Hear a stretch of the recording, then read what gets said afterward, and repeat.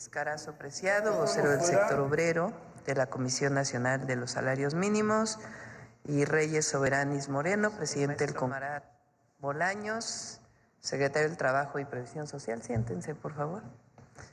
Está también Francisco Cervantes, presidente del Consejo Coordinador Empresarial.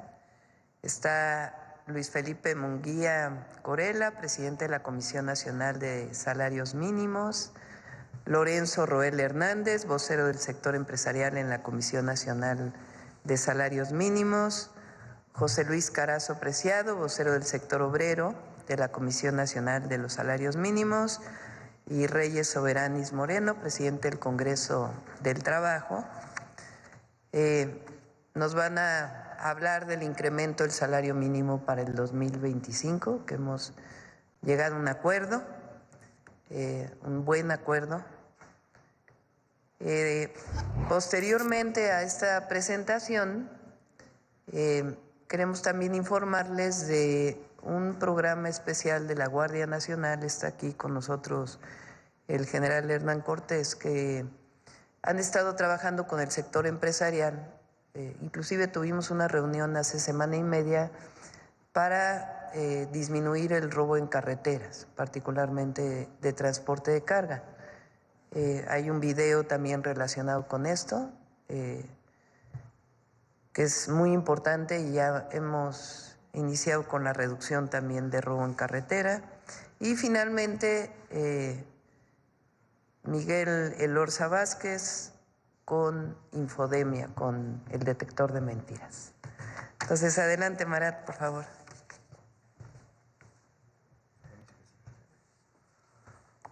Hola, muy buenos días a todas y todos. Con su permiso, Presidenta.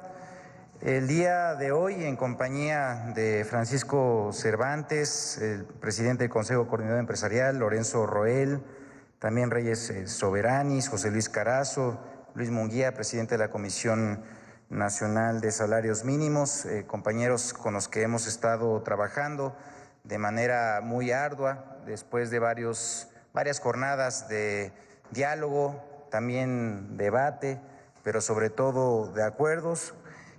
Comentarle, Presidenta, que justamente como ya lo mencionó, por el trabajo que se ha tenido en el seno del Consejo de Representantes de la Comisión Nacional de Salarios Mínimos, el día de ayer, 3 de diciembre, por consenso unánime, se decreta así el incremento del 12% a los salarios mínimos en todo el país, que entrará en vigor a partir del 1 de enero del año 2025.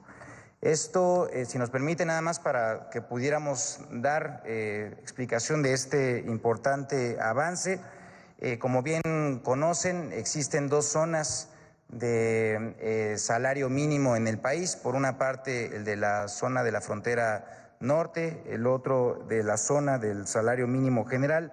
Y en lo correspondiente a la zona libre de la frontera norte, el salario mínimo pasará de 374.89 pesos diarios a 419.88 pesos diarios.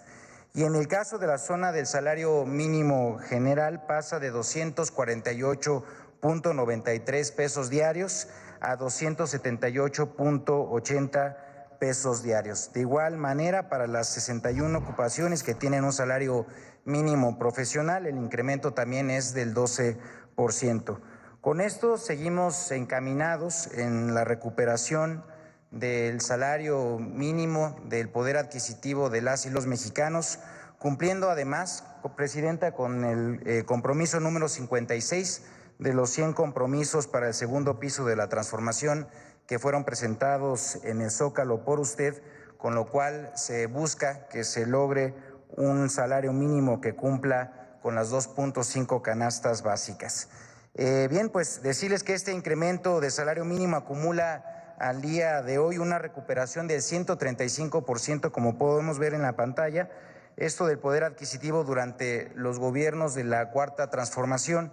Con esto estamos confirmando nuevamente la vocación que se tiene con el segundo piso de la transformación en materia laboral, avanzando con la recuperación del salario mínimo. Aquí, como podemos ver, pues bueno, hay un periodo justamente de descenso de estancamiento y posteriormente ya, como verán en las barras color rojo, pues es justamente de esa recuperación de la cual se está formando parte con este aumento salarial del 12%.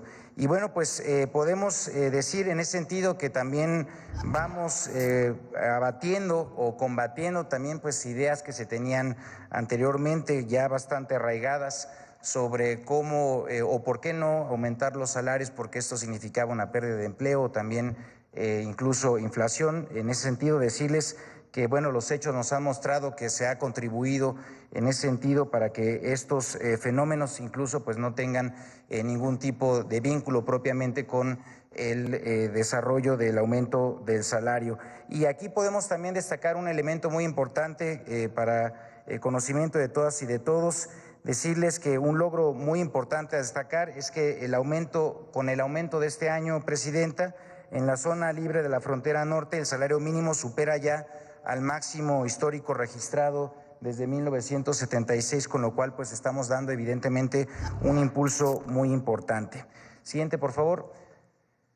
También decirles esto, cómo se vería en, digamos, comparación con el año 2024, en los 3 productos de la canasta básica más consumidos. En lo correspondiente al frijol, en 2024 se podían consumir con este salario 4.9 kilos de frijol. Con el incremento del 2025 se podrán comprar 5.3 kilogramos.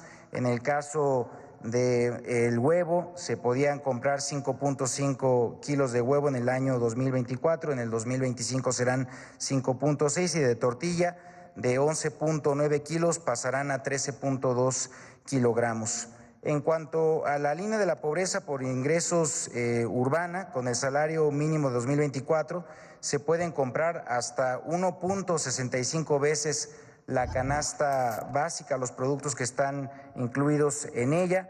Tras el incremento que vamos a tener, ahora se podrán consumir en el año 2025 1.85 veces. Esto, pues bueno, como saben, es parte de los incrementos que tienen como objetivo, como ya lo mencioné anteriormente, que logremos el que para el año 2030 sean 2.5 canastas básicas, lo que una persona trabajadora pueda cubrir así sus necesidades básicas, las de un dependiente económico, incluyendo incluso el costo de la renta de vivienda. Y bien, pues decirles también que durante estos 6 años de la política laboral del segundo piso de la transformación, se mantendrá esta decisión por instrucciones de la presidenta Claudia Sheinbaum de seguir mejorando las condiciones de vida de las y los mexicanos.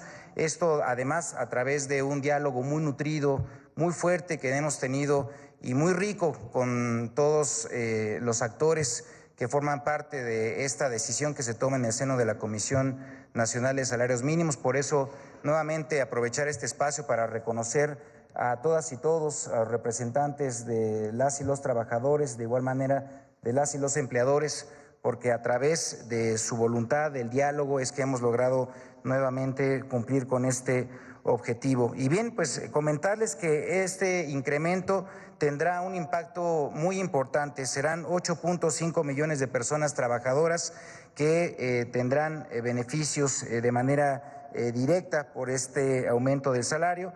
Además, los incrementos a partir del 2019 han tenido un importante impacto en el aumento del salario promedio de las personas que están registradas en el IMSS. Ha crecido ya en 23.3% en términos reales, es decir, pues evidentemente muy por encima de la inflación.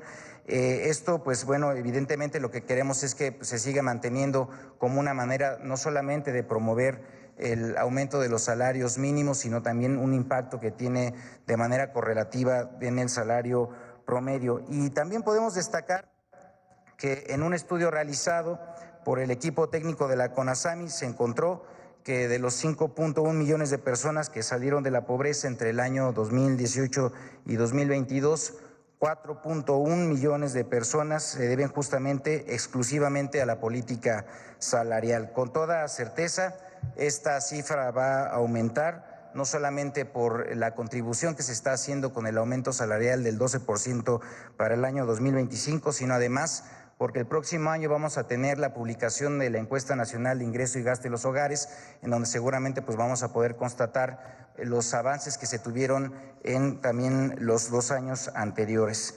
Siguiente, por favor.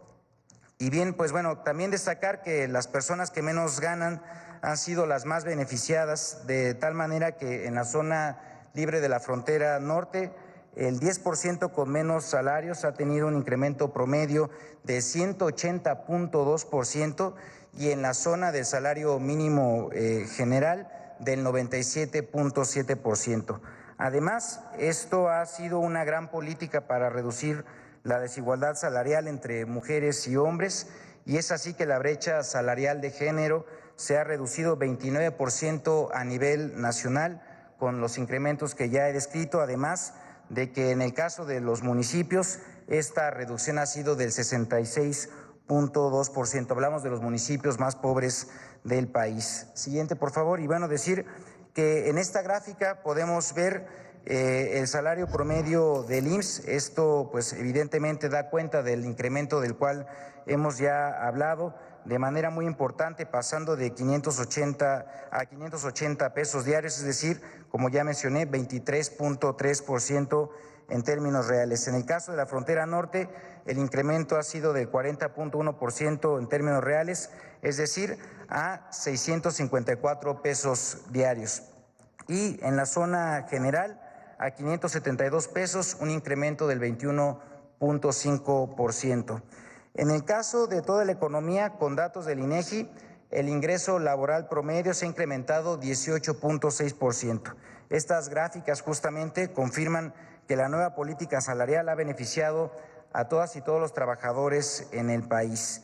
La política laboral de la Cuarta Transformación tiene como objetivo dignificar las condiciones de trabajo para todas y para todos y hacer más atractivo además el empleo formal, en particular en el largo plazo. Algunos de los ejemplos que pudiéramos destacar al respecto, pues bueno, podrían ser justamente los de el aumento del salario mínimo, que ha tenido justamente pues un impacto importante en varios sectores. Podríamos también destacar en cómo esto ha impactado además vinculado a la reforma laboral que fue también instrumentada en el año 2019, cómo también ha tenido un efecto en esto para la eliminación de la subcontratación y cómo la eliminación de la subcontratación, también ha tenido un efecto importante en el aumento de los ingresos para todos y para todos.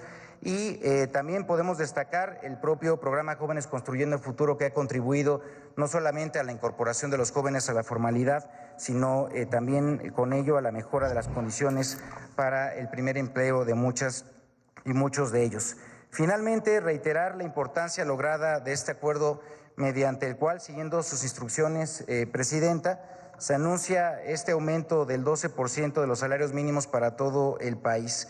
Fue de manera unánime y con ello queda demostrado que la base del bienestar de un pueblo es la visión de una prosperidad compartida donde haya un México justo para todas y para todos. Muchas gracias, Presidenta. Es cuanto.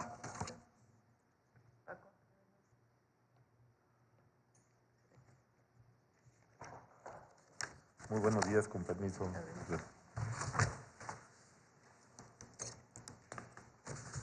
Muy buenos días a todos ustedes. Doctora Claudia Sheinbaum Pardo, Presidenta de México, saludamos con cordialidad, igual que a los integrantes del gobierno, empresarios y líderes sindicales que nos acompañan. Reciban un cordial saludo muy especial del presidente de CONCAMIN, de CONCANACO, del Consejo Mexicano de Negocios, de Coparmex, del Consejo Nacional Agropecuario, de la Asociación de Bancos de México, del AMIS, de CAINTRA Nuevo León, de ANTAD, de COMSE, de AMIB, CONCANACO y de AMAFORE. México ha iniciado estas semanas una nueva era de desarrollo que se hará de caracterizar por impulsar la prosperidad compartida, haciendo un esfuerzo por disminuir la pobreza laboral y mejorar el salario y mejorar las condiciones laborales para que los trabajadores puedan adquirir la canasta básica hoy celebramos el mínimo histórico en la tasa de desempleo de 2.48. Esto es para demostrar la sensibilidad que tiene hoy el sector empresarial. Compartir la prosperidad implica distribuir la riqueza nacional a través de acciones concretas y efectivas para mejorar el nivel de vida de los mexicanos, y que dicha acción prioritaria y contundente es el aumento de los salarios y en particular la del salario mínimo.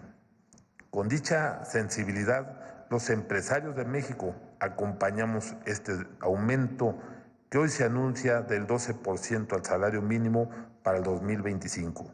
Con el consenso armonioso de trabajadores y gobiernos, y en lo personal reconozco y agradezco la voluntad de los diversos sectores del empresariado mexicano por estar acompañando esta medida que demuestra que el sector privado vivimos también nuevos tiempos de visión con dimensión social.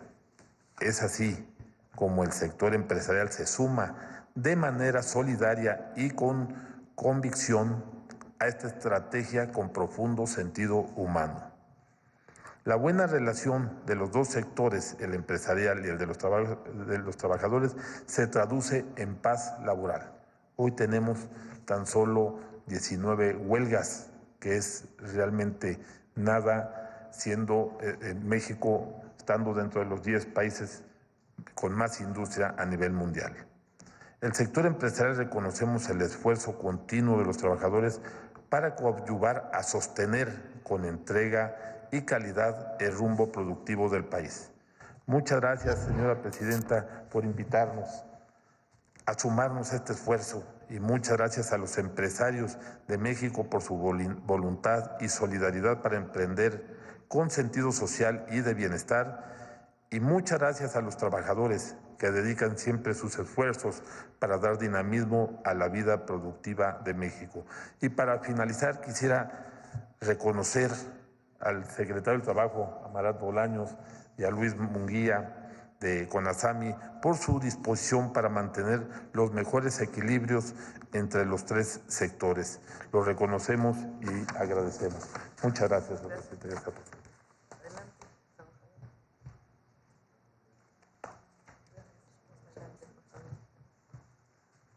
Muy buenos días a todos. Muchas gracias, presidenta. El sector obrero me ha encargado reconocer, en primer lugar, la primera fase de la transformación. No tuvimos oportunidad de hacerlo. Y voy a utilizar unas palabras que nuestro apreciado secretario de Trabajo ha utilizado desde hace buen tiempo. La primavera laboral. ¿Y por qué menciono la primavera laboral? Porque escapa al espacio que todos vemos exclusivamente de los salarios con referencia al empleo. Realmente la visión alcanzó para mucho. Se mejoraron las vacaciones, las pensiones, se acabó con el outsourcing, se concluyó con una serie de demandas que tenemos y que teníamos los trabajadores en beneficio precisamente de quienes producen en este país. Y hoy tenemos que reconocer que a 2 meses de haber asumido la administración de este país, sin duda alguna las muestras son de que este panorama laboral extiende sus alas para seguir abrazando a los trabajadores y recuperar todo aquello que perdimos durante mucho tiempo. Voy a contextualizar un poco lo del salario. Nosotros estamos tratando de recuperar el salario que teníamos en 1976, es decir, su poder de compra, hace casi 50 años. Esa es nuestra lucha. Y ese salario corresponde aproximadamente a 350 pesos. Hoy, a pesar de todos los esfuerzos que vinieron de la primera etapa de esta transformación, quedamos todavía a 35, 36 puntos de lograr alcanzar esa meta. Sabemos que la vamos a lograr, tenemos confianza sin duda alguna. Pero todavía nos falta un poco para recuperar ese salario. Sin embargo, el camino nos genera una gran confianza para seguir avanzando. Conocemos los 100 compromisos de gobierno y sabemos que los va a cumplir. Y no solo sabemos que los va a cumplir, queremos formar parte de esta historia, no como observadores, sino como protagonistas de esta historia. Queremos sumarnos al segundo piso de la transformación para con nuestra aportación generar un vínculo que sin duda alguna beneficiará a toda la economía del país. Quiero tocar un tema que ha sido punto de esta semana de la revisión de los salarios mínimos de muchos que escriben en los periódicos o que son entrevistados por los periódicos, donde hablan de que si México no es productivo, los salarios se vuelven caóticos porque generan inflación. Y yo pregunto, México, que está entre los 4 primeros lugares en fabricación de automóviles, en pantallas LED, en computación, en aviones, esto por el área de la industrialización. Pero los trabajadores de la UNAM, que durante más de 100 años han generado con su trabajo una casa que nos ha otorgado grandes orgullos a todos los mexicanos, con tantas y tantas personalidades ilustres que han surgido de ahí. Nada menos, y como muestra un botón, nuestra presidenta surgió de la universidad y es la presidenta, primer mujer y la más votada de este país históricamente. ¿Cómo pueden entender quienes hablan de productividad que este país, particularmente desde 1938, económicamente está sostenido por una empresa que se mueve a través de sus trabajadores, como es Petróleos Mexicanos?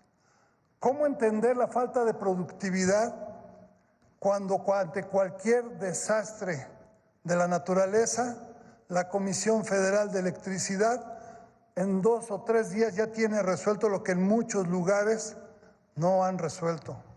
¿Cómo entender la falta de productividad cuando 500,000 trabajadores del Instituto Mexicano del Seguro Social traen en su espalda la responsabilidad social de más de 77 millones de derechohabientes y que durante la pandemia abrazaron a toda la población?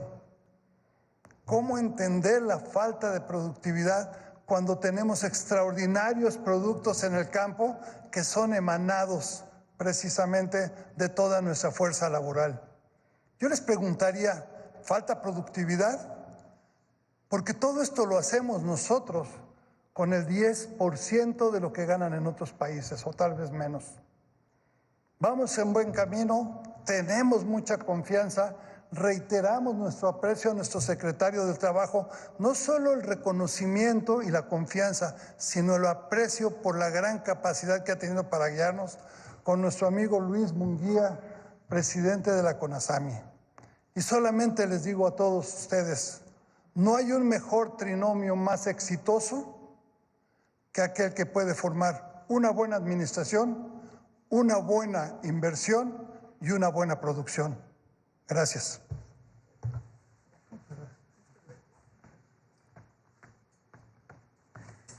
Muchas gracias. Pues es 12% de incremento al salario mínimo. Le pedí ahora a Paulina que nos hiciera los cálculos. Eso significa que el próximo año el salario mínimo mensual, multiplicándolo por 30 días promedio,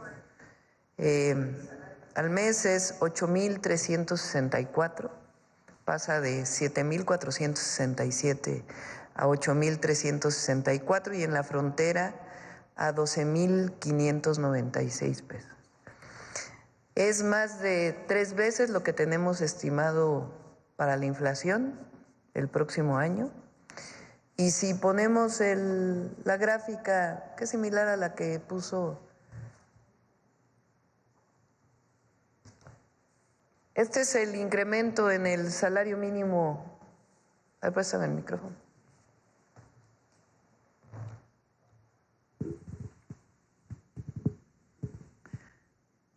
Como saben, durante todo el periodo neoliberal,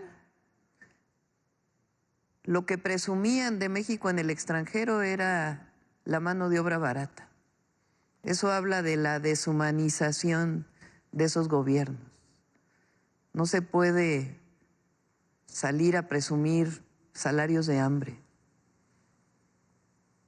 Se presume a México su capacidad productiva, a las y a los mexicanos mejores trabajadores o de los mejores trabajadores del mundo, trabajadoras, nuestros recursos naturales, nuestra riqueza cultural, pero no mano de obra barata como si eso fuera la competitividad.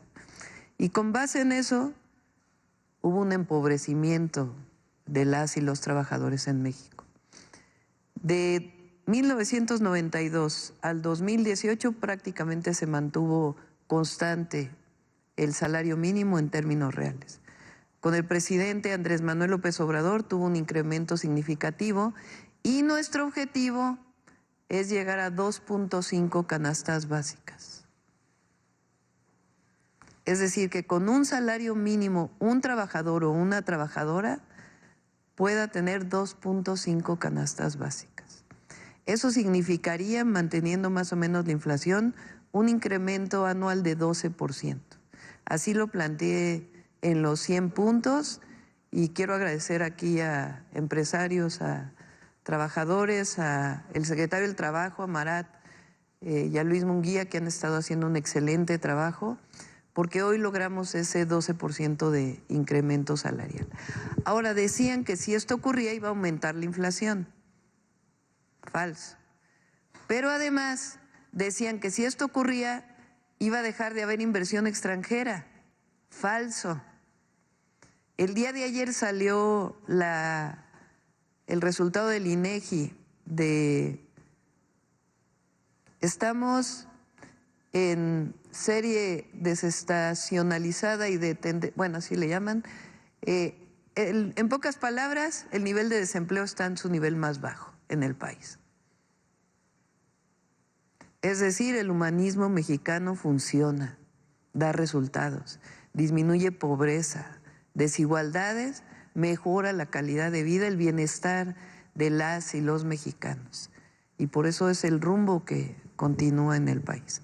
Entonces son muy buenas noticias para el pueblo de México y con nuestra máxima siempre que es por el bien de todos, primero los pobres. Bueno, antes de lo siguiente vamos a pasar al video de este acuerdo o de este trabajo que se ha venido haciendo por parte de la Guardia Nacional para proteger las carreteras de México. Y además han estado en contacto en varias reuniones con los transportistas de México y ya comienza a haber resultados. Entonces está aquí el comandante de la Guardia Nacional por si hay alguna pregunta y pasamos el video antes de las preguntas.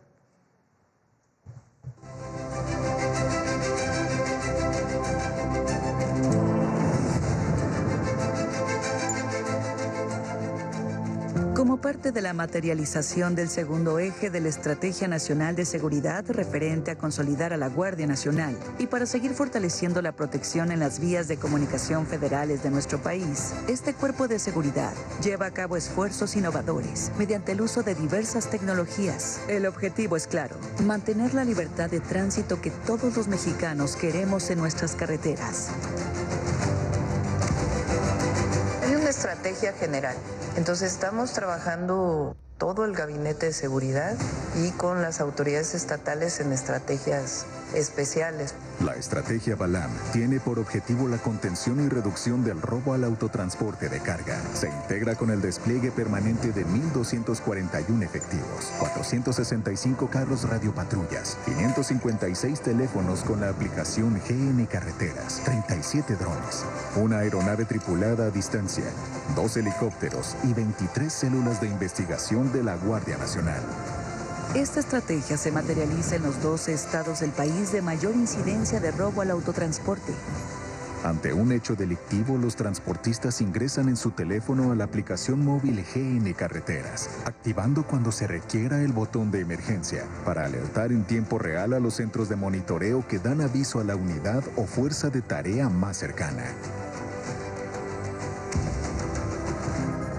Durante la estrategia Balam, se han realizado 227 alertamientos y 1.782 vuelos de reconocimiento con aeronaves y drones en 12 estados considerados de alta incidencia, lográndose desde el 1 de octubre a la fecha los siguientes resultados: 33 personas detenidas, recuperación de 225 vehículos, decomiso de armas de fuego y cartuchos de diversos calibres, y 293.733 litros de hidrocarburo. Para fortalecer aún más esta estrategia, se cuenta con la línea de atención inmediata contra asaltos denominada Laika, que consiste en un chat entre las organizaciones transportistas afiliadas a Coparmex, donde se puede generar reportes de robo en coordinación con la Guardia Nacional, permitiendo la integración ágil y dinámica en tiempo real con los usuarios para la reacción rápida y directa contra el robo. Actualmente hay 295 empresas pertenecientes a las cámaras y asociaciones del autotransporte que emplean esta línea de atención. Además, como parte de la estrategia Balam, la Guardia Nacional ha implementado el operativo Escalón, el cual consiste en el acompañamiento de bloques de vehículos de autotransporte de carga hasta su destino, llevando a la fecha 2.066 operaciones con un total de 17.090 vehículos escoltados en 6 rutas. Con todos estos esfuerzos, durante la presente administración ha disminuido el robo de autotransportes en un 8.84% y la recuperación de vehículos ha incrementado un 24.21%. Porque garantizar la seguridad de las y los mexicanos es una prioridad de la Guardia Nacional. Juntos, continuaremos construyendo un México de justicia y paz. Secretaría de la Defensa Nacional. Muy bien, con relación al tema, a ver acá. Buenos días, Presidenta. Gustavo García, de Comunicante MX y Alerta Multimedia. Preguntarle al representante del Consejo Coordinador Empresarial, siempre que ocurren estos incrementos al salario mínimo, evidentemente se ha sacado de la pobreza a millones de mexicanos. Sin embargo, también la clase media, principalmente profesionistas, que también son millones de profesionistas, se ha detectado que para ellos este poder adquisitivo, más que aumentar, incluso disminuye por estas diferenciales que hoy en día el salario mínimo ya está alcanzando a estos sueldos de profesionistas. Específicamente en el sector empresarial, si hay también interés de los empresarios en también unirse a esta acción para que estos salarios de profesionistas también puedan tener un beneficio y sobre todo un impacto positivo en su poder económico. ¿Quieres comentar algo, Mara? Sí, comentarles, los beneficios del aumento salarial en el caso de los salarios mínimos tiene un efecto que no solamente es para los salarios más bajos, ahí es donde tiene mayor proporción de beneficios, pero también tiene digamos, una capacidad de empuje del resto de los salarios que están en las partes, digamos, más altas de la pirámide respecto a los salarios bajos, ¿no? Entonces, decirles en ese sentido, como también lo comentamos, es que ha habido un impulso muy relevante desde el propio aumento del salario mínimo para el resto de los salarios así hacia adelante. Entonces, lo que hemos visto en los últimos años es que es una política que, como también hemos mencionado en otras ocasiones, riega el sistema económico desde abajo y eso también permita que, pues, desde el impulso desde abajo se pueda construir una economía más sólida en los próximos niveles de ingresos salariales. Entonces, digamos en ese sentido, en suma, que el aumento del salario mínimo también tiene un impulso sobre el resto de los salarios en todo el país y eso también pues lo puede constatar seguramente tanto las y los trabajadores como el propio sector empresarial. Muchas gracias, secretario. Como segunda pregunta, Presidenta, aprovechando que está el general y presentaron este reporte de seguridad en carreteras, le quiero preguntar, no sé si el general o usted nos puedan comentar las acciones específicas que se están tomando en Tres Marías. Tres Marías ya se ha vuelto un grave problema de seguridad conforme avanza la tarde-noche Incluso hay videos en redes sociales donde los mismos policías alertan a los automovilistas de no pararse, no detenerse en Tres Marías, que es un lugar típico para llegar a descansar o comer, ya sea para paseantes o los mismos transportistas. La semana pasada la popular chef Saji Telles fue secuestrada mientras hacía una entrevista en vivo a esa altura de Tres Marías. Preguntarle qué acciones están tomando, se van a tomar para devolverle la confianza a los paseantes que vamos a Acapulco, que queremos visitar recorrer esa zona. Gracias, presidenta. Muy buenos días tengan todas y todos ustedes.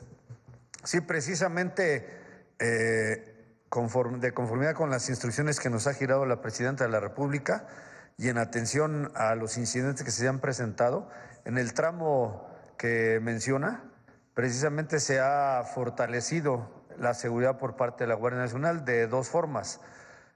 Hay una área de la Guardia Nacional que se dedica exclusivamente al patrullaje sobre las vías de comunicación, que son el personal de carreteras.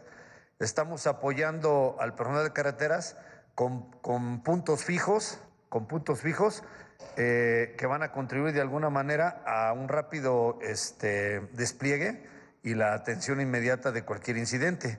Es decir, contamos en este momento con puntos o unidades móviles que realizan el patrullaje sobre el área y aparte estamos adicionando puntos fijos que se van a incorporar precisamente al apoyo de cualquier incidente.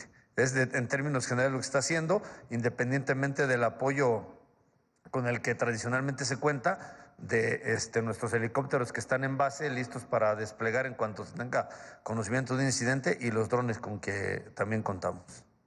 Gracias, general.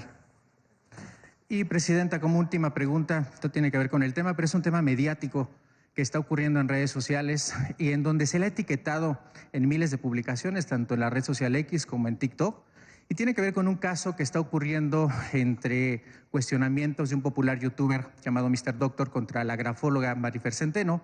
Ella comenta, ha trabajado en la Fiscalía, ha dado sus servicios también de grafología para la Fiscalía, pero aquí, en este caso en específico, presidenta, le quiero preguntar, porque hay acusaciones entre ambas partes, de un lado por violencia y discriminación, pero también en redes sociales está revelando una trama de posible influyentismo, posible corrupción de jueces, incluso periodistas de espectáculos ya han intervenido y han comentado que Marifer Centeno tiene amigos con todos los jueces y que Mr. Doctor tiene que pagar 64 millones de pesos. Este caso en específico, presidenta, yo le quiero preguntar, desde el gobierno federal, su opinión referente a la grafología y la grafoscopía, si son herramientas que se están utilizando en el gobierno federal, en las fiscalías, y sobre todo de este caso en especial, si le enteraron, porque, reitero, se ha vuelto mediático en redes sociales, le han pedido su opinión y su intervención.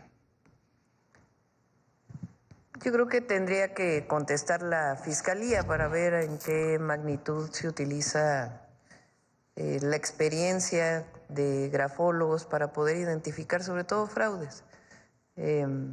Más allá del comportamiento de una persona a partir de la manera en que escribe, en todo caso se utilizan principalmente para identificar si hay una firma falsa o algún fraude relacionado con esto.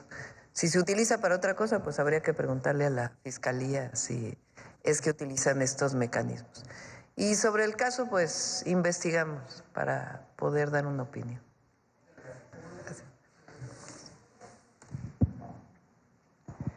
Gracias, presidenta. Gustavo Morales, de BCT News en Baja California. El día de ayer hubo un decomiso importante en el estado de Sinaloa, más de 1 tonelada de fentanilo, con un valor aproximado de $400 millones o más. Y mi pregunta es, estas acciones que está realizando el Gabinete de Seguridad en combate al crimen organizado, ¿pudieran tener algún efecto rebote en ciudades hermanas, hablando dentro de la célula del crimen, como lo puede ser Mexicali o Tijuana? ¿Qué acciones se están llevando a cabo para que no salga o no se prolongue más lo que pasa en Sinaloa en estas ciudades? Y su opinión también al respecto de este decomiso que se hizo el día de ayer. Sí. El día de ayer el secretario de Seguridad y Protección Ciudadana se trasladó a Sinaloa. Va a estar allá unos días con un equipo especial de la Secretaría de la Defensa Nacional y la Secretaría de Marina, apoyando también a las fuerzas locales, para coordinar de mejor manera la estrategia en Sinaloa. Esta es una investigación que venía desde hace tiempo y ayer pues da estos resultados. Es la incautación más grande que se haya hecho de pastillas de fentanilo. Piensen que el consumo de una persona adicta de fentanilo a lo largo de un año es como un sobrecito de azúcar. O sea, de ese tamaño es las dosis que se utilizan. Entonces, pensar en una tonelada de fentanilo, pues estamos hablando de más de 20 millones de dosis y cerca de 8,000 millones de pesos que representó este operativo, esta incautación. Y se está trabajando ahí para coordinar todas las acciones de seguridad con la Fiscalía General de la República, con la Fiscalía Estatal.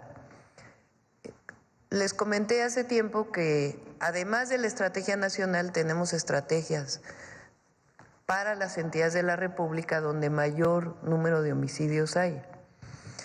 En Sinaloa particularmente, desde este episodio que ocurrió que fue llevado un narcotraficante a Estados Unidos, con todo lo que hemos hablado aquí, pues generó un incremento de la violencia en Sinaloa. No se trata de que en poco tiempo,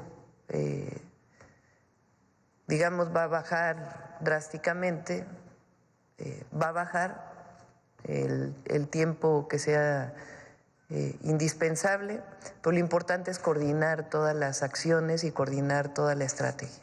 Si recuerdan, hay 4 ejes de nuestra estrategia: atención a las causas, que ya lo vamos a presentar aquí, de lo que se está haciendo en varios lugares de la República, además de los programas sociales, del aumento al salario mínimo, que es mejorar el bienestar de la población, particularmente de los que menos tienen, y eso ayuda siempre a disminuir violencias en una sociedad de distinto tipo y particularmente relacionadas con jóvenes que por alguna razón deciden involucrarse con algún grupo delictivo, evitar que se acerquen a un grupo delictivo. Atención a las causas, el fortalecimiento de la Guardia Nacional, que se está dando de manera extraordinaria por el general secretario, por la Secretaría de la Defensa Nacional, el general Cortés, que están haciendo un excelente trabajo. Inteligencia e investigación, que es el fortalecimiento de las labores de inteligencia e investigación de todas las áreas. Ahí ya es el cambio constitucional para darle esas facultades a la Secretaría de Seguridad. Ya serán decretadas hoy o mañana, ya pasaron por todos los estados de la República. Y además la creación del Sistema Nacional de Inteligencia e Investigación para la Seguridad Pública, que vamos a enviar la ley ya muy pronto, y la coordinación entre Fiscalía General de la República y el Gabinete de Seguridad, la coordinación con los estados. Esos son los 4 ejes de la estrategia. Entonces, en Sinaloa en particular, tomamos la decisión de que el secretario se fuera un tiempo para allá para garantizar esta coordinación con fuerzas de Sedena y de Marina. Y, por ejemplo, Baja California pues tiene su estrategia especial y tienen que participar de una u otra manera también las entidades de la República. La próxima semana vamos a tener reunión del Sistema Nacional de Seguridad, del secretariado, donde participan los 31 gobernadores y la jefa de gobierno, y ahí vamos también a fortalecer esta estrategia que estamos llevando a cabo. Pero fue una muy buena acción la que se hizo ayer. Hay 2 detenciones y van a continuar la atención a las causas y la cero impunidad. Particularmente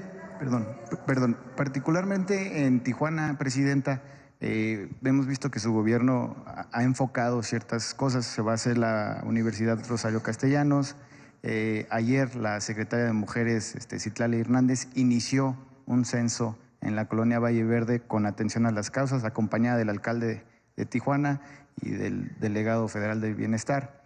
Esto ha generado, y la coordinación, una disminución en los homicidios. Por eso mi pregunta era eso. Y ahora en política migratoria,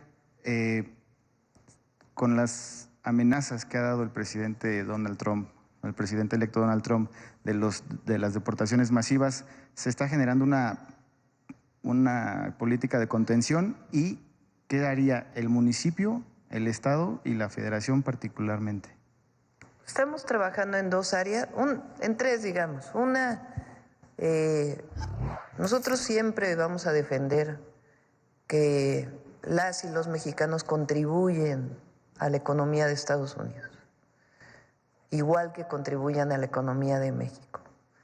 Y que cada trabajo que hacen, desde el trabajo en el campo, 7 de cada 10 trabajadores agrícolas o son mexicanos nacidos en México o son de segunda generación de mexicanos que se fueron en otro momento.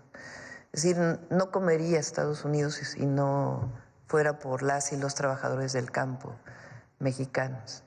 De igual manera, desde los trabajadores del campo, que tienen una valía enorme y que además son trabajadores de primera,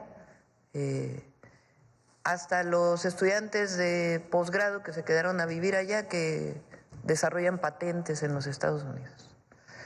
Eso siempre lo vamos a defender, siempre lo vamos a mantener y siempre vamos a insistir que la mejor manera de atender la migración es atendiendo las causas. Ahora, respecto a las posibles deportaciones masivas, de todas maneras nosotros tenemos que tener, si es que se dan aún con el diálogo con Estados Unidos, dos elementos centrales. Una, el trabajo de nuestros consulados, que está trabajando el canciller, de hecho tiene una gira muy pronto para ver a distintos cónsules en Estados Unidos, para trabajar que todas las áreas de los consulados estén dedicadas a atender a nuestros compatriotas del otro lado de la frontera, y también prepararnos aquí, que también tenemos un plan que hemos estado trabajando. Quien lo coordina es la Secretaría de Gobernación. Vamos a hablar ya con los gobernadores de la frontera, porque si se llegan a dar estas deportaciones, nosotros tenemos que recibir bien a nuestros connacionales. Entonces, estamos trabajando en todas las áreas.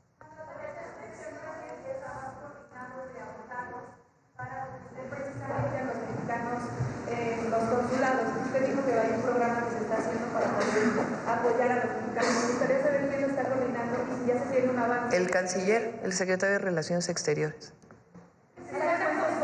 Ya lo va a presentar él, el fortalecimiento del trabajo de los consulados, desde la disminución de trámites, la digitalización, la atención personalizada, la atención más directa y también la parte jurídica de cómo le estamos fortaleciendo. A ver acá. Buenos días, señora presidenta. Eduardo Esquivel Ancona, Domo de Cristal. Mi primera pregunta es acerca de la aprobación que tuvo la Cámara de Diputados de la Ley de Derechos. Aquí están incluyendo, bueno, ya no están dando la excepción para cobrarles a las personas que llegan por crucero $42. Este cobro, según han manifestado las líneas navieras, que Royal Caribe, estas que controlan el 90% del mercado de cruceros, que se está encareciendo los puertos mexicanos de visita, y pues que se está perdiendo lo más por lo menos. Este cobro de los $42 pues podría presentar, sería para el erario como 420 millones de dólares, pero ellos alegan que si, pues como se está encareciendo los puertos mexicanos, ellos podrían cambiar sus itinerarios a otros puertos del Caribe que no cobren esto. Y pues están pidiendo que esta excepción que se dio este año se haga para el año que viene y que esto se cobre hasta el 2026, que ellos alegan también que el 85% de sus ventas para el año que viene ya las hicieron y cobrarle más no lo podrían trasladar, se los tendrían que trasladar al consumidor y que esto no, pues tendrían problemas ellos, entonces están pensando en pedirle a usted que se haga la excepción para el año que viene. ¿Qué les contestaría a estos? Es un incremento, no es que de pronto se vayan a cobrar $42, pues es un incremento de lo que había antes a lo que se cobraría el próximo año. De todas maneras, ayer me lo planteó la Secretaría de Hacienda, tuvimos reunión, y hoy en la mañana el almirante secretario. Entonces les pedí que se pusieran en contacto con las empresas navieras. Sí, pero es un incremento, no es que de pronto $42 por pasajero. En una siguiente pregunta, hay analistas y financieros y columnistas que alegan que la extinción de la COFECE va a traer incrementos de precios y se va a fomentar los monopolios. Eso es lo que dicen ellos. ¿Qué les contestaría a estas personas a ver, ¿qué ha hecho la COFECE para los monopolios? Para disminuir los monopolios, los verdaderos monopolios privados que hay en México. El pan de caja. Pues digo, nada más hagan un estudio. Cemento. Ustedes que son grandes investigadores periodísticos, hagan un análisis del papel de la COFECE para disminuir la presencia monopólica. No voy a mencionar las empresas, pero de monopolios que sabemos que hay en México, provocados en su momento en el periodo neoliberal por los procesos privatizadores. Lo que sí hizo la COFECE, fíjense, para la compra que hizo el presidente López Obrador de las plantas de Iberdrola, fueron, no sé si un año o más, de que la COFECE decía que no se podía hacer porque si no, Comisión Federal de Electricidad iba a ser monopólica, porque iba a pasar a más del 50% de generación. Entonces, por eso digo yo que la COFECE se dedicó a evitar el fortalecimiento de las empresas públicas. Ahora ya en el 28 constitucional está establecido que ya Pemex y CFE, bueno, que las empresas públicas del Estado no pueden considerarse monopolios, para que quede claro que no es así. No se limita la inversión privada, sino sencillamente decimos 54% de la generación debe estar en Comisión Federal de Electricidad. O que va a aumentar los precios. Además, se queda una institución. Se queda una institución, un organismo descentralizado que va a tener sus funciones en la ley secundaria, pero es como el argumento de que si aumentaban los salarios mínimos iba a haber inflación. No ha ocurrido. Yo sé que el Banco de México está ya porque desde que lo anuncié que íbamos a aumentar 12% en campaña y después en el Zócalo, el Banco de México, quien es la institución principal que se encarga de controlar la inflación, a partir de las tasas de interés, ya tiene sus corridas financieras que implicaría el aumento del 12% y no tiene problema inflacionario del salario mínimo. Ahora, que la COFECE va a aumentar los precios, no, ahora sí va a haber regulación. El Estado tiene la obligación de regular, pero no a partir de estos organismos autónomos que en realidad no cumplieron con su papel. Yo hice una investigación de lo que hizo la COFECE y en casi todas las industrias hay monopolios o duopolios. Entonces, pues no tiene caso. Ya en una última pregunta, ¿ya tendrán de cuánto será el incremento para el año que viene de las pensiones del IMSS, que estamos de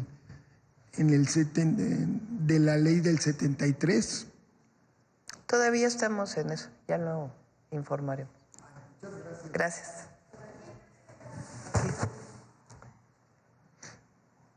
Gracias, presidenta. Celsin Juárez, de noticiasdefrente.com.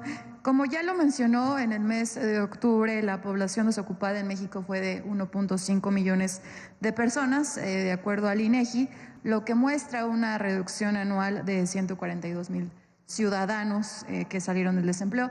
De hecho, respecto a la tasa de ocupación, se nos ubica entre los primeros lugares a nivel mundial, por encima de Japón, China, incluso Estados Unidos. Su opinión al respecto, y si con este aumento que se acaba de anunciar en el salario mínimo ya se piensa en el próximo objetivo para el siguiente año en ocupación laboral. Nosotros planteamos en el presupuesto, en el paquete que se envió al Congreso, que va a haber un crecimiento del 2.3%. Ahora que me he reunido con las calificadoras, nos preguntan que en qué basamos eso.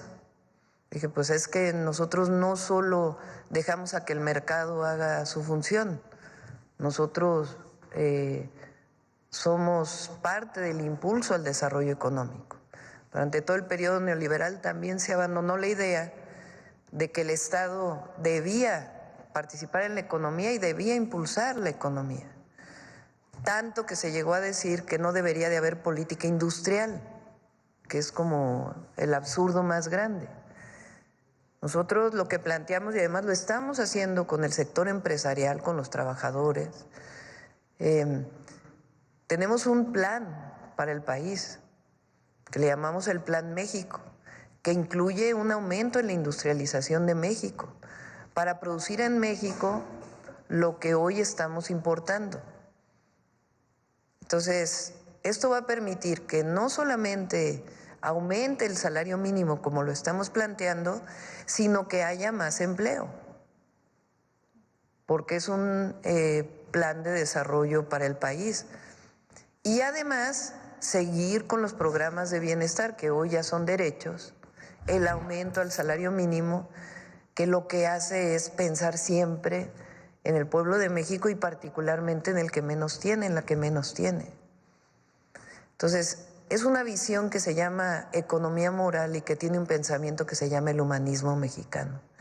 Cuando estuve en campaña dije que había dos elementos centrales que íbamos a impulsar. Uno, continuar con la transformación iniciada por el presidente López Obrador, que tiene que ver con esta esencia. Y lo segundo es tiempo de mujeres. Y las dos cosas las estamos impulsando y las vamos a seguir impulsando. El modelo mexicano es único en el mundo, único. El próximo año vamos a destinar más de 800,000 millones de pesos en programas de bienestar. No solamente ayuda a quien menos tiene, sino que le da una fuerza a la economía mexicana enorme, porque impulsa el mercado interno. Al haber más recursos en las familias mexicanas, pues hay más consumo y ese consumo se traduce necesariamente en más producción y queremos que esa producción, la mayor parte de ella, se quede en México y fortaleciendo el tratado comercial y la relación que tenemos con otros países. a través de este mecanismo de los polos de bienestar. Por eso nombramos este consejo. Entonces, por eso hablamos de un crecimiento económico mayor, de disminución de la pobreza, disminución de las desigualdades y del bienestar, que sigue siendo nuestra máxima para el pueblo de México, que está vinculada con la felicidad. Porque si no hay bienestar, difícilmente se puede alcanzar la felicidad. Muchas gracias, presidenta. También preguntarle, de su opinión, en recientes días el expresidente Felipe Calderón tuvo una participación en Madrid y en un foro organizado por la Fundación EOS, una plataforma de ultraderecha, y en este foro criticó su gobierno, el del expresidente López Obrador, al igual que esta dirigente Isabel Díaz Ayuso, de la Comunidad de Madrid, y la acusó, cito, de estar instalada en la sombra del resentimiento, de manipulaciones y polémicas inventadas, esto por exigir pues una respuesta a la petición de perdón por parte del rey de España por los abusos y atropellos cometidos durante la conquista y el periodo colonial. Salió nuevamente este tema. ¿Ustedes creen que Calderón pida algún día perdón por la guerra contra el narco? Claro que no. O ¿cómo se llama? El que está allá preso en Estados Unidos. Genaro García. O García Luna. ¿Ustedes creen que él pida perdón al pueblo de México algún día? Es que hay mucha soberbia. Y nosotros estamos pidiendo, y lo vamos a insistir, el próximo año son 700 años de la fundación de Tenochtitlan, ¿sí, no? 1325. Y lo vamos a conmemorar. El perdón engrandece a los pueblos y a los gobiernos y fortalece las relaciones. Han pedido perdón. Ahora recientemente otra vez Biden hizo un perdón del presidente Biden. Engrandece, reconoce que hubo atrocidades, reconoce que hubo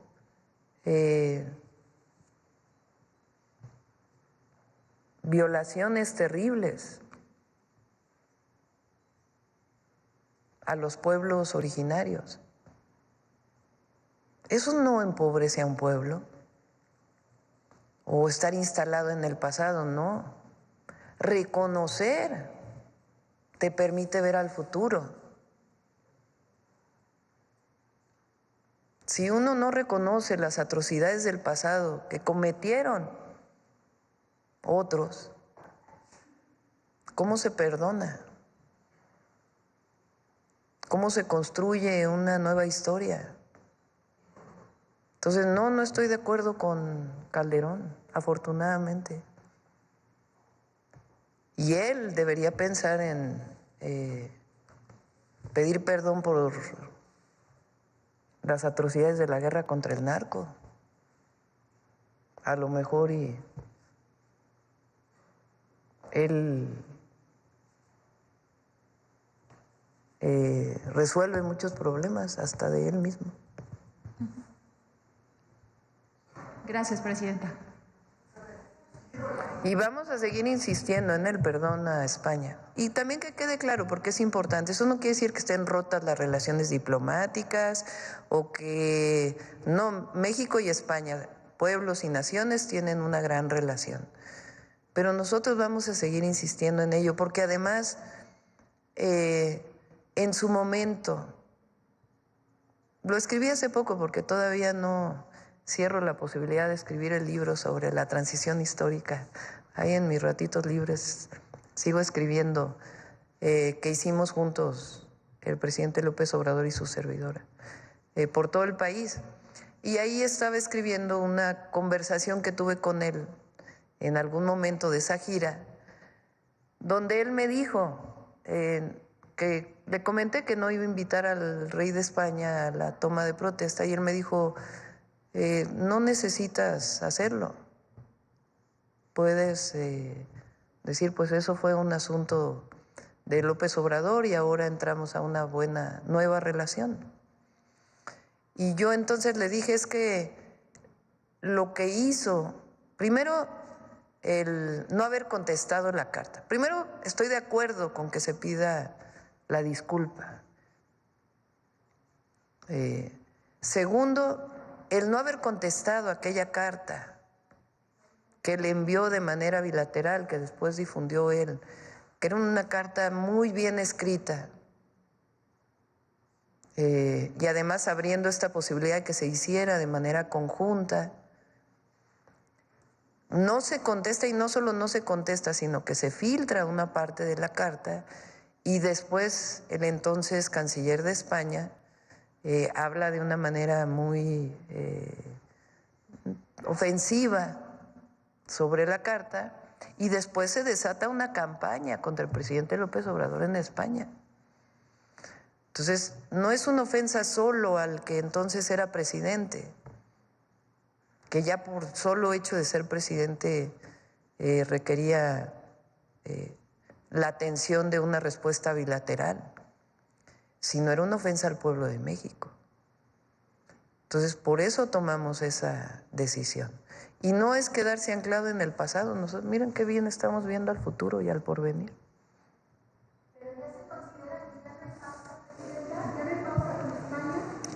¿Perdón?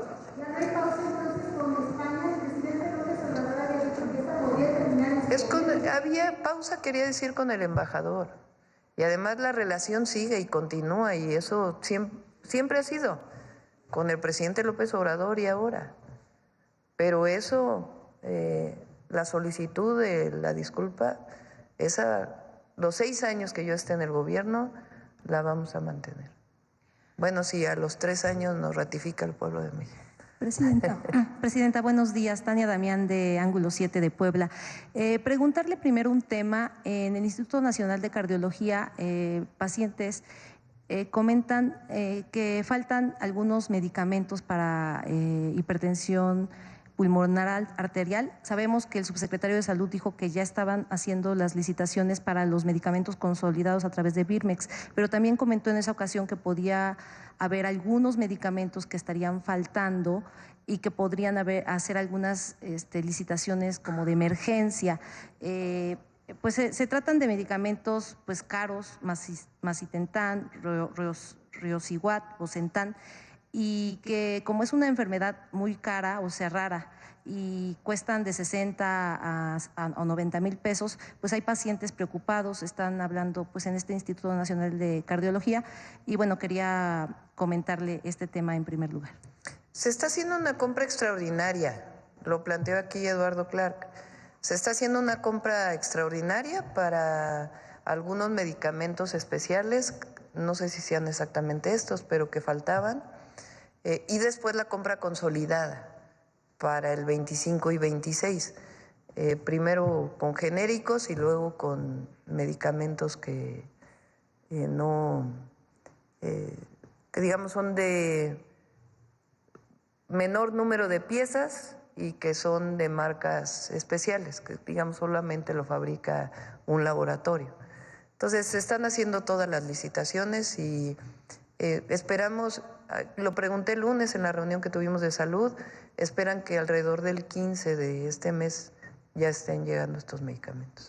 Gracias. Por otro lado, preguntarle, pues en Puebla termina la gestión el gobernador Sergio Salomón e inicia la administración, o bueno, a partir del 14 de diciembre, Alejandro Armenta. ¿Tiene pensado ir en estos días? El miércoles vamos a Puebla, le prometí al gobernador Sergio Salomón. Él hizo un muy buen trabajo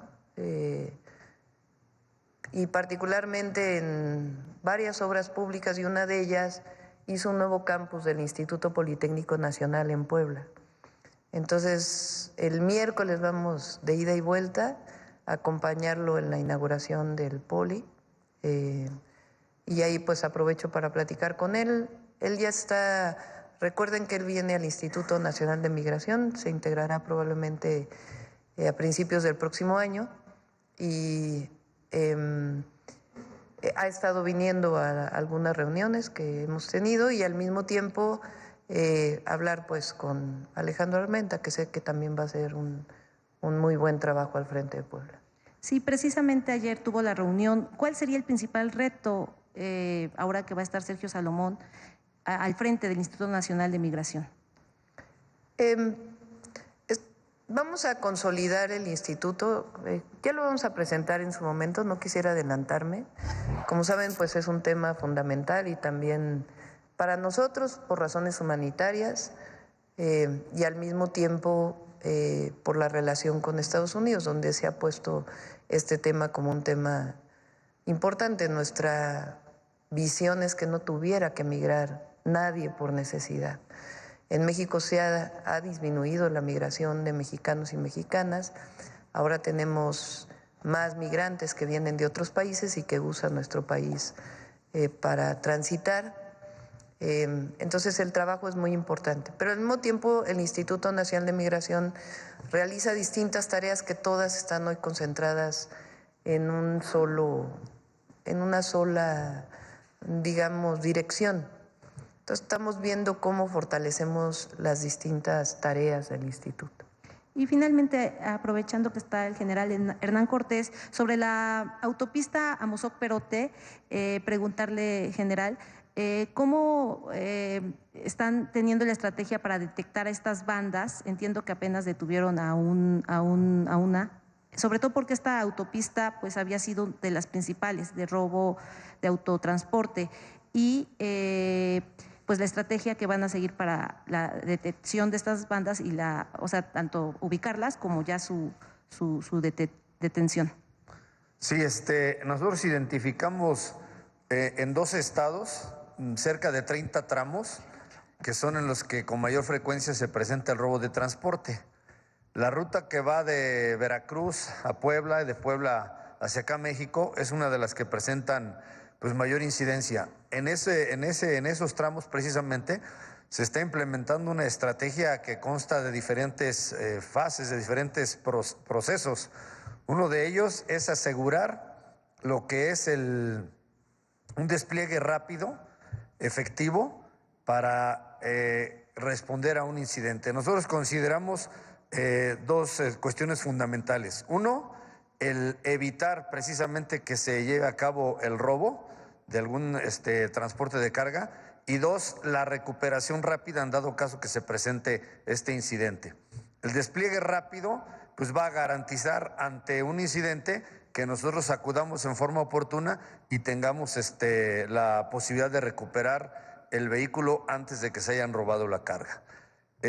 También está considerado lo que es el uso de las tecnologías, que es precisamente como se presentó en el video, la aplicación GNE Carreteras, que es un desarrollo de la Guardia Nacional y que se invita a las asociaciones de transporte a que se sumen a esa aplicación precisamente para nosotros llevar el seguimiento, la geolocalización y el acudir más rápidamente ante un incidente. Esta aplicación tiene un botón de alarma, un botón de pánico que nos permite que el personal de carreteras precisamente acuda de manera oportuna.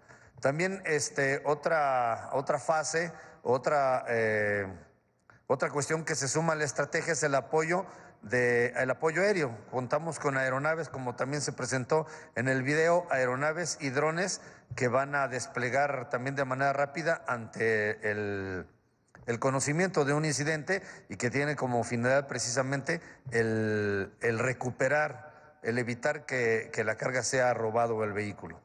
Otra cuestión es fortalecer la cuestión de la investigación y la inteligencia. Ahorita estamos desplegando 23 células en los 12 estados para desarrollar trabajos de inteligencia que nos lleven a la obtención de información y por consiguiente a identificar quiénes son las organizaciones y los principales gentes que se dedican a esta actividad no ilícita. Otra cuestión que también se suma a la estrategia es la comunicación efectiva. Tratamos de desarrollar o de aplicar la comunicación rápida entre todas las unidades y tanto con el sector empresarial a través de la línea laica, y para nosotros tener una rápida reacción precisamente para contribuir a evitar o a disminuir la incidencia de robos en estos tramos. Es fundamentalmente las partes de que consta la estrategia, y hasta ahorita ustedes vieron en el video que gracias a ello pues nos está dando resultados positivos. Invitamos a todas las organizaciones a que sigan sumando y así pues vamos a tener mejores resultados. Gracias. A ver, aquí tú. Buenos días, Presidenta. Muchas gracias. Meme Yamel de The Mexico News. Presidenta, desde el 2020 hemos estado documentando una serie de abusos e irregularidades que están ocurriendo, particularmente en el estado de Yucatán. Tienen que ver con la Procuraduría de Defensa del Menor y la Familia. Me tardaría mucho en enlistarle cada uno de los casos, tienen sus particularidades, pero lo que comparten estos casos es que la Procuraduría separa a las familias, sobre todo si son de escasos recursos, y empieza un proceso de adopción ilegal que en la Ley General de Niñas, Niños y Adolescentes es considerado el delito de trata. Eso ha ido evolucionando, insisto, cada caso tiene su particularidad, pero en este momento tenemos el caso de Sharon Sima.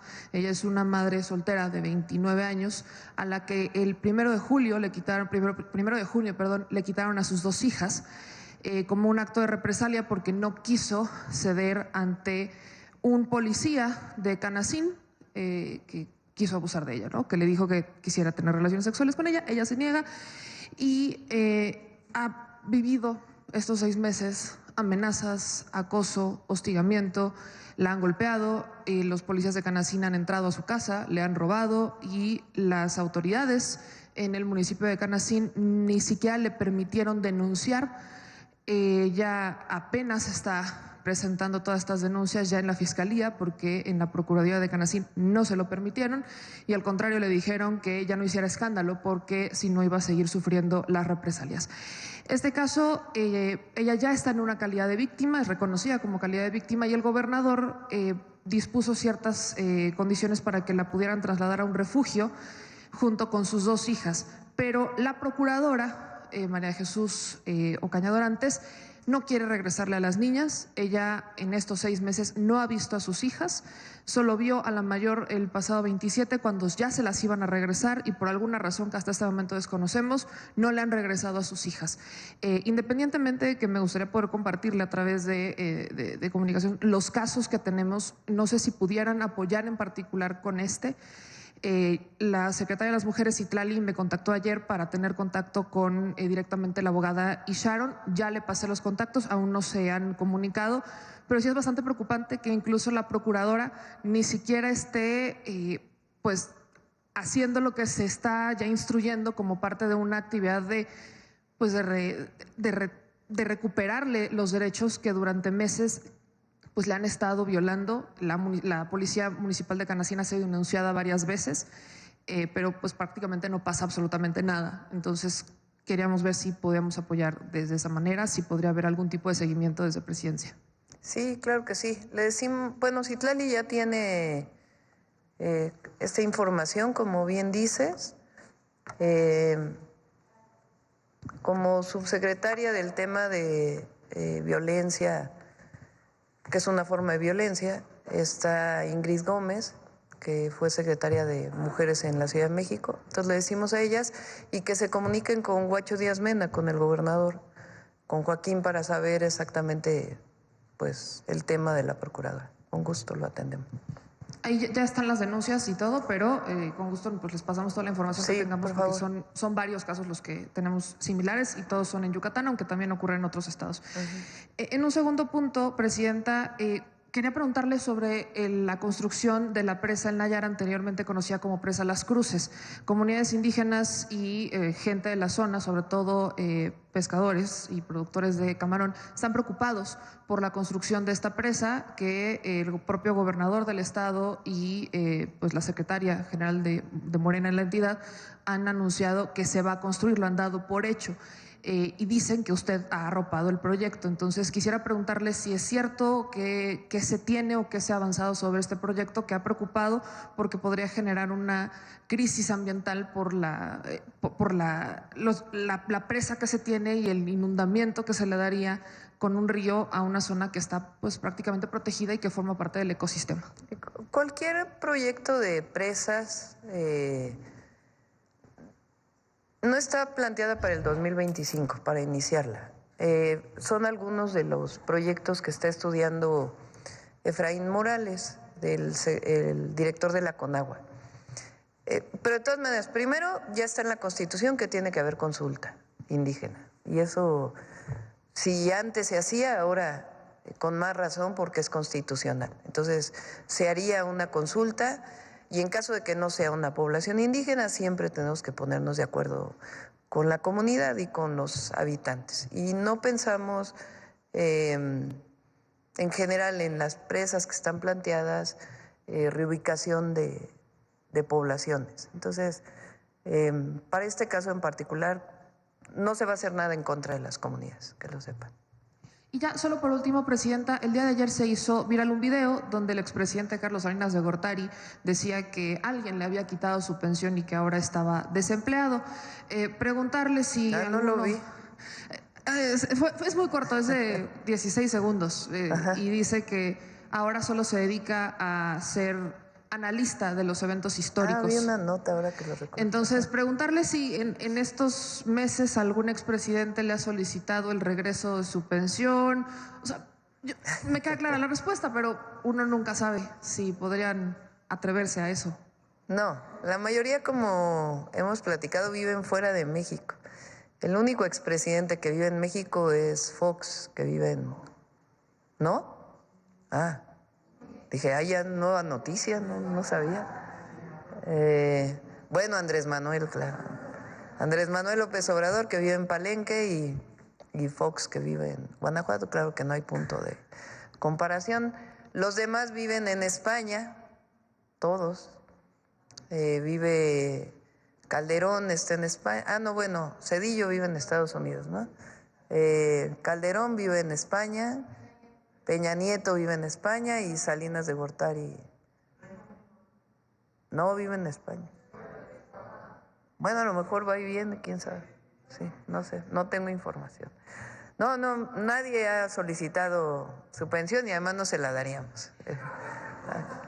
Eso sí, pueden solicitar su pensión del bienestar, porque... pero es para quien vive en México, todavía no la hacemos extensiva, así que no podrían solicitarla a menos que regresaran a vivir a México. Adelante.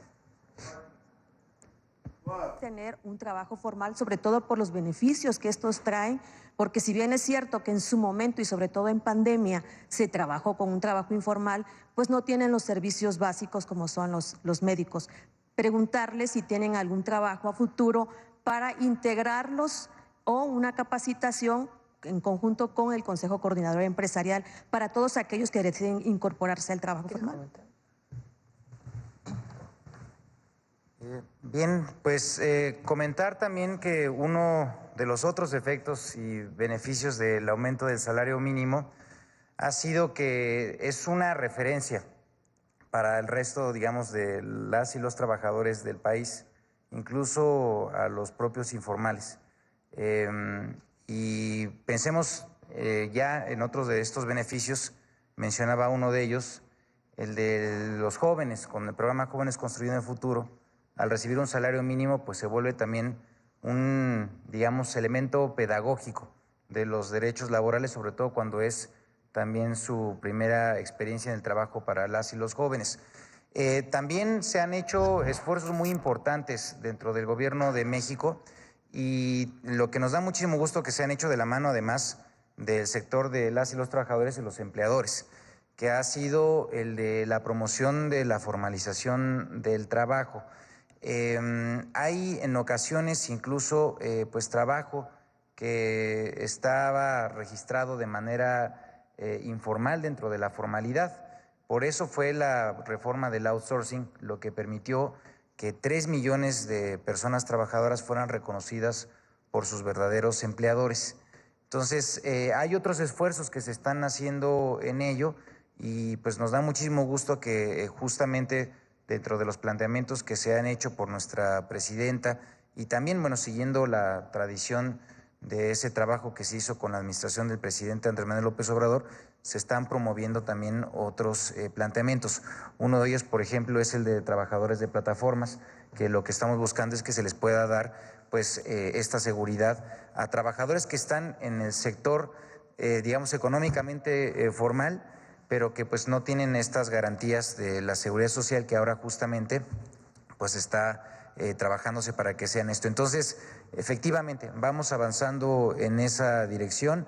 Se tienen otros planteamientos también derivados de los 100 puntos del segundo piso de la transformación que la presidenta presentó, por ejemplo, también el de promover esto también para trabajadores del campo. En fin, creo que es una estrategia integral y pues vamos a ir avanzando de la mano de todas y de todos. Hablo de tanto de los trabajadores, de las trabajadoras, como también de las y los empleadores. Entonces, pues que sepan que es una agenda que se va desenvolviendo paso a paso y que eso nos da también la oportunidad de que en la discusión en el país pues nos dé también estos resultados de manera muy sólida. Derivado de ello, se manejan que hay muchas mujeres que han hecho sus proyectos que sean muy fructíferos. En el estado de Tabasco es uno de ellos, de la cual me siento muy orgullosa, pero también en las áreas rurales, que por cierto, señora presidenta, le mando un fuerte abrazo, los del pueblo Yocotán de Tamulté de las Sabanas, que la esperan con los brazos abiertos. Y sí preguntar si también, porque por lo regular los programas o apoyos o capacitaciones para este tipo de integraciones solamente se queda en la zona urbana, pero sí pedirle considerar que pueda proyectarse también para que baje a este tipo de regiones, ¿sí? Ahora sí que más que pregunta es una petición. Y por otro lado, presidenta, si me permite, en el 25 de noviembre firmaron el acuerdo con los gobernadores y todos los empresarios con el tema del agua. Y también presentó lo que fue el Plan Nacional de Hídrico. Derivado de ello, le pregunto si estamos viviendo un México distinto, muy abierto. La pregunta sería, para la nueva Ley de Aguas Nacionales, la cual está pendiente desde 2014 prácticamente, si este año o el que viene, usted dijo en su propuesta de campaña que la Ley de Aguas Nacionales sería en este sexenio. Entonces, considerando todo ello, ¿estamos preparados para que la ciudadanía participe en ello también como un parlamento abierto? Sí, son dos leyes en el caso del agua. La que está pendiente es la ley general. Las leyes generales tienen su principal, bueno, además de que son para todas las entidades de la República, en el sentido que tienen que adecuar sus legislaciones a la ley general, establece las funciones de cada una de las instituciones. Y luego está la Ley Nacional del Agua, que algunos pensaban que la ley general iba a estar en vez de la ley nacional, y nuestro objetivo es que sean las dos, la ley general y la ley nacional con sus adecuaciones. Lo principal que queremos que quede en la ley nacional y en la ley general es este proceso privatizador y de mercancía que se le dio al agua en la época justo de Salinas de Gortari. Se pasó de la Secretaría de Recursos Hidráulicos a la Conagua. Inclusive, vean nada más el nombre de las direcciones de la Conagua, son gerencias. Entonces era una idea más bien de entrar a un proceso privatizador. Y parte de lo que tiene es que se pueden transferir derechos de agua. Si a eso le sumamos que no había mucho orden en el registro, pues entonces se venden o se transfieren derechos, como lo decíamos, de agua que se utiliza para riego agrícola a desarrollos inmobiliarios. Y quien cobra por esa agua es el que tenía de origen la concesión. Entonces ya no siembra, pero ahora cobra el agua. O transferencia de recursos también de distritos de riego a municipios, o de plano transferencia de uno a otro sin que haya el registro. Entonces, en general, nuestro objetivo es darle la característica al agua como un recurso natural fundamental y el derecho humano al agua como un derecho fundamental del pueblo de México, pero además limitar este proceso de transferencia. Porque la ley, el agua es un bien nacional que se concesiona para usos, pero no que puede estarse mercantilizando de tal manera que al final incluso el propio Estado pierde el control. Entonces, esto es algo que hemos estado hablando con los empresarios, con los distritos de riego, y estamos buscando que esa ley sea por consenso, de tal manera que todos estemos de acuerdo en este nuevo proceso. Ya dimos el primer paso, que fue la firma de este acuerdo, y Efraín está trabajando en conjunto con todos para que podamos hacerlo. Ese día hubo algo importantísimo que se quedó como algo menor, que fue la entrega de concesiones. Por ejemplo, la entrega que hizo el empresario Eduardo Tricio, que es del ALA, entre otras de sus empresas, en particular en la zona de Cuatro Ciénegas, Coahuila. Cuatro Ciénegas es un área natural protegida que tiene lagunas que tienen características muy especiales. Tienen aquellas formaciones que incluso dieron origen a la vida. Es de una riqueza natural excepcional. Ahí había explotación de agua, de pozo, principalmente para producir leche, además de para riego. Y había sido una lucha enorme de académicos, de activistas ambientales, de los propios ejidos de la zona, de que no hubiera esta explotación para que se conservara Cuatro Ciénegas. Y ahora lo que hace en este día Lala, es decir, dejamos de explotar agua ahí y entregamos las concesiones a Conagua.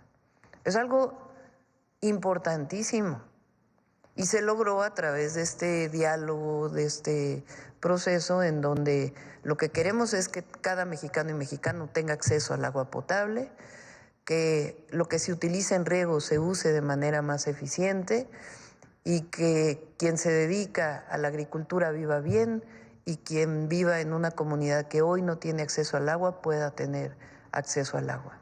Si quien tenía estas concesiones las está dando para conservar la naturaleza y permitir que otros también en otras zonas del país puedan tener uso al agua, pues es un avance. Y además, esto queremos que quede reflejado en la ley. Entonces es un avance muy importante que en este caso pues está avanzando por consenso. Es como lo de los salarios mínimos. Todo este incremento de salarios mínimos que hizo en su momento el presidente López Obrador y que estamos haciendo nosotros y que estamos iniciando con el 12% de aumento en el 2025 es algo que surge del consenso con las y los trabajadores, con las organizaciones de trabajadores, con los sindicatos y con el sector empresarial. Entonces, hay cosas en las que no estamos de acuerdo, siempre lo hemos dicho y qué bueno porque es democracia, no puede haber pensamiento único, pero hay otras como el salario mínimo o como estos acuerdos que estamos haciendo para un mejor aprovechamiento del agua, pues que si lo hacemos por consenso, mucho mejor. Porque ya la explotación fue por 50 años para toda la industria lechera y también para la ganadera. Bueno, pero se está dando. Se peleó durante muchos años y se está dando y hay que reconocerlo. Y es parte de esa lucha, porque si no hubiera habido esa lucha no se hubiera dado, y también de este empresario que decide finalmente cerrar estos pozos y entregar las concesiones. Es algo importante. No, todos los que estaban ahí entregaron. Refresqueras.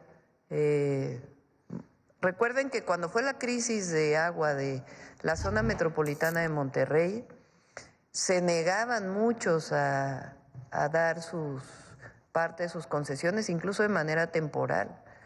Y ahora pues están entregando y además con el programa que tenemos, pues la idea es que se entreguen más, porque a veces sí hay disponibilidad del agua, pero no se puede otorgar a un municipio, pues porque está concesionada a un distrito de riego o a una empresa. Entonces, en realidad, si se fijan, es que el Estado recupere el control de un bien nacional.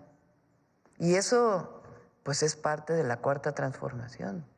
El mercado existe y está bien que exista, pero hay otras cosas que le corresponde al Estado cumplirlas. Bueno, vamos a cerrar ya. Vamos con... ¿Qué grupo correspondía a este decomiso histórico de pastillas de fentanilo? Que lo informe ya la Secretaría de Seguridad. Van a hacer un comunicado más tarde con más información. Gracias. El martes, si mal no me equivoco, tenemos la reunión del Consejo Nacional de Seguridad, ¿sí se llama? Pero no sé si se llama, bueno, de seguridad, del Sistema Nacional de Seguridad. El martes lo vamos a tener en Acapulco. Ahí vamos a pedirles a los gobernadores de la frontera que puedan reunirse con la Secretaria de Gobernación y después ya los llamamos también para el plan. No, vamos a ir después, como a las 12 creo que es la reunión. Sí, bueno. Este fin de semana vamos a Chiapas, Oaxaca y Tamaulipas. Nos vamos a reunir con los familiares, con los padres y madres de Ayotzinapa en un ratito. Sobre Jorge Luis Zavalla, presidenta, que llegó al gobierno de Campeche, ¿algún comentario o opinión? Ya luego lo vemos. Bueno. ¿Perdón? A la 1 de la tarde. Yo creo que por respeto siempre hay que plantearle primero a ellos lo que les vamos a decir y después ya se puede hacer público. Bueno, vamos con el detector de mentiras.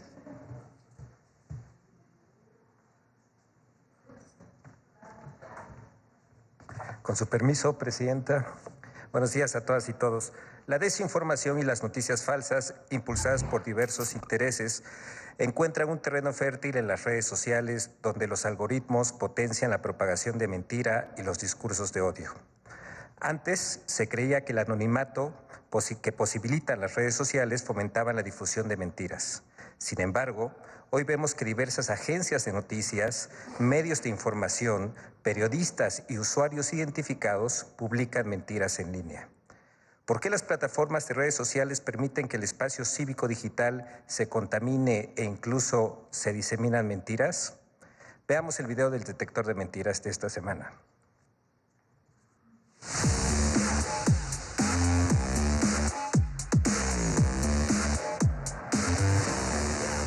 Cuarteles militares construidos de la noche a la mañana, falsos aumentos de impuestos y constantes ataques de noticias falsas contra los programas sociales son algunos de los esfuerzos desinformadores que el detector de mentiras localizó esta semana. 1. Presidenta Claudia Sheinbaum disolvió 2 caravanas migrantes tras acuerdo con Trump. En otra acción para complacer a Donald Trump, el Instituto Nacional de Migración de México disolvió una caravana de más de 1,000 migrantes. ¡Mentira! Las caravanas migrantes se atendieron antes de la llamada entre la presidenta Claudia Sheinbaum y el presidente electo de los Estados Unidos, Donald Trump.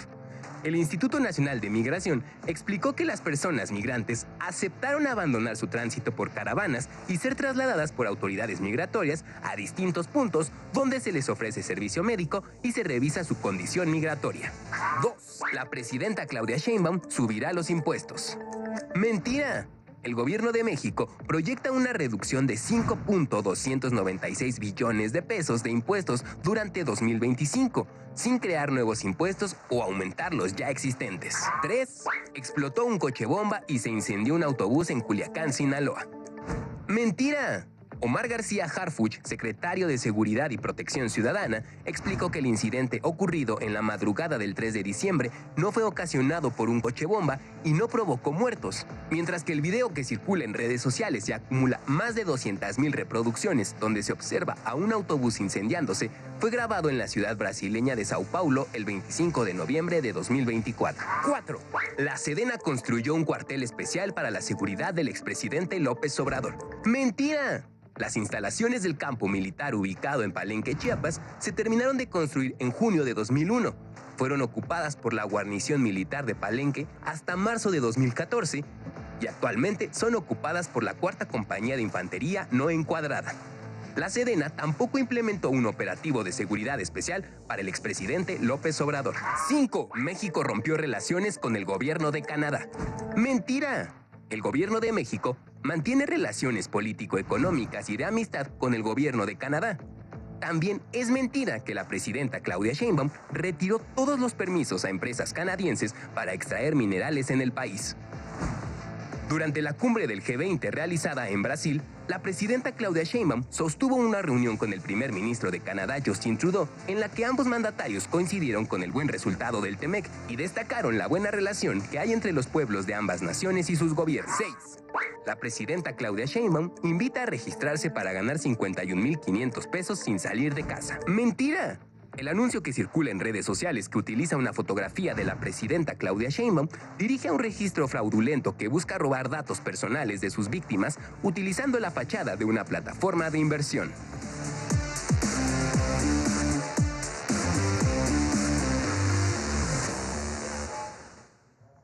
Solo recordar que recibimos las solicitudes de desmentidos a través del correo electrónico detectordementiras@infodemia.mx. Muchas gracias. Hasta la próxima semana, Presidenta. Gracias. Gracias a todos y a todas. Nos vemos mañana.